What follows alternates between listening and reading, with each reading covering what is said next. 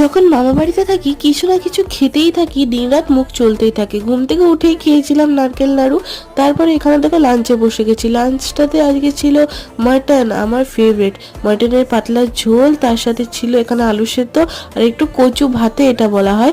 Mutton দিয়ে খেতে ভীষণ ভালো লাগলো। মাটনটা বেশ তুলতুলে সফট ছিল, সব থেকে বড় কথা মাটনটাতে কোনো রকম চর্বি ছিল না, তাই খেতে ইয়াম্মি লেগেছে। তারপরে এখানে দেখো কুরকুরে খেয়ে নিয়েছি সবাই মিলে।